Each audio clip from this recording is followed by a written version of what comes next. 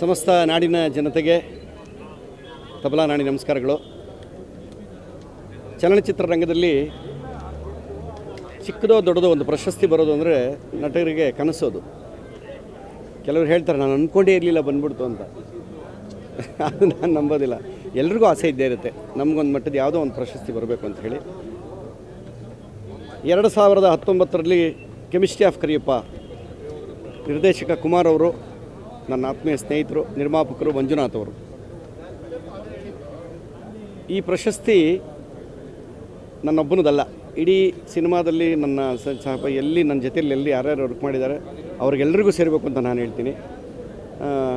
ಇಂಥ ಪಾತ್ರವನ್ನು ಕ್ರಿಯೇಟ್ ಮಾಡಿದಂತಹ ನಮ್ಮ ಕುಮಾರ್ ಅವರ ನಿರ್ದೇಶನ ತುಂಬ ಚೆನ್ನಾಗಿ ಬಂತು. ಕುಮಾರ್ ಅವರಿಗೆ ನಾನು ಸ್ಪೆಷಲ್ ಧನ್ಯವಾದ ಹೇಳ್ತೀನಿ.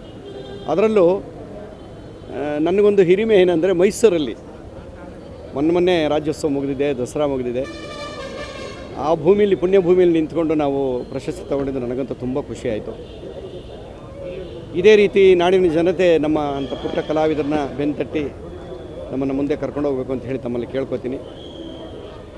ರಾಜ್ಯ ಪ್ರಶಸ್ತಿ ಒಂದು ಕನಸು ಕಲಾವಿದರಿಗೆ.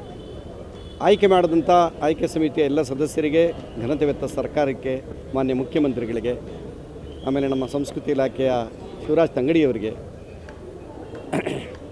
ತಂಗಡಿಗೆಯವರು ಇವತ್ತು ಉಪಸ್ಥಿತರಿಲ್ಲ, ಆದರೂ ಅವರ ಆಳ್ವಿಕೆಯಲ್ಲಿ ನಡೀತಾ ಇರುವಂಥ ಇದು ಪ್ರಶಸ್ತಿ ಸಮಾರಂಭ. ತುಂಬ ಖುಷಿಯಾಯಿತು. ನಮ್ಮನ್ನು ಆಯ್ಕೆ ಮಾಡಿದಂಥ ಜೂರಿಗಳಿಗೆ, ನಮ್ಮ ಚಿತ್ರರಂಗದಲ್ಲಿ ಯಾರ್ಯಾರು ನಮಗೆ ಬೆನ್ನೆಲುಬಾಗಿ ನಿಂತಿದ್ರು ಅವರೆಲ್ಲರಿಗೂ ನಾನು ವಿಶೇಷವಾದ ಧನ್ಯವಾದ ತಿಳಿಸ್ತೀನಿ. ಮತ್ತೊಮ್ಮೆ ತಮಗೆಲ್ಲರಿಗೂ ನಮಸ್ಕಾರ. ಸರಿಗೆ ಪ್ಯಾನ್ ಇಂಡಿಯಾ ಆದಮೇಲೆ ಕನ್ನಡ ರಾಷ್ಟ್ರೀಯ ಅಂತಾರಾಷ್ಟ್ರೀಯ ಮಟ್ಟಕ್ಕೆ ಹೋಗಿದೆ, ಆದರೆ ಎಲ್ಲೋ ಒಂದು ಕಡೆ ಕನ್ನಡದ ಪೋಷಕ ನಟರಿಗೆ ಅವಕಾಶ ಕಡಿಮೆ ಆಯಿತು ಅಂತ ಅನಿಸಲ್ವ? ಹಂಗಲ್ಲ. ಈಗ ಒಂದು ಟೀಮ್ ಅಂತ ಇರುತ್ತೆ. ಆ ಟೀಮ್ ವರ್ಕ್ ಮಾಡೋವಾಗ ಅವ್ರಿಗೆ ಯಾರ್ಯಾರು ಮೊದಲಿಂದ ಜೊತೆಯಲ್ಲಿದ್ದರು ಅವ್ರನ್ನ ಕರಿತಾ ಇರ್ತಾರೆ. ಅವಕಾಶಗಳು ಬಂದು ಇಂಥವ್ರು ಈ ಪಾತ್ರ ಮಾಡಿದ್ರೆ ಚೆನ್ನಾಗಿರುತ್ತೆ ಅಂತ ಖಂಡಿತ ಕರೀತಾರೆ. ಆ ಥರ ಏನಿರಲ್ಲ, ಕರೀತಾರೆ. ಇವತ್ತೆಲ್ಲ ನಾಳೆ ಎಲ್ಲ ಸಿನಿಮಾಗಳಲ್ಲಿ ಎಲ್ಲ ಡೈರೆಕ್ಟರ್ ಜೊತೆಲೇ ವರ್ಕ್ ಮಾಡಬೇಕು ಅಂತ ನಮಗೆ ಆಸೆ. ಇಲ್ಲಿವರೆಗೂ 174 ಜನ ಡೈರೆಕ್ಟರ್ ಹತ್ರ ಕೆಲಸ ಮಾಡಿದ್ದೀನಿ. 174 ಸಿನಿಮಾ ಆಯಿತು. ಅದರಲ್ಲಿ ಯಾರೋ 2-3 ರಿಪೀಟ್ ಆಗಿರ್ಬೋದು. ಅವರೆಲ್ಲರೂ ನಮ್ಮನ್ನು ಬೆಳೆಸಿರೋರೆ. ಈ ಮೂಲಕ ಅವರೆಲ್ಲರಿಗೂ ನಾನು ಧನ್ಯವಾದ ತಿಳಿಸ್ತೀನಿ.